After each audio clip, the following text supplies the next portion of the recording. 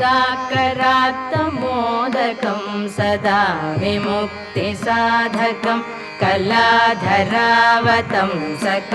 विलासिलोकरक्षकं मुदाकरात्तमोदकं सदा विमुक्तिसाधकं कलाधरावतंसकं विलासिलोकरक्षकम् अनायकैकनायकं विनाशिते भदैत्यकं गताशुभाशुनाशकं नमामि तं विनायकम् अनायकैकनायकं विनाशिते भदैत्यकं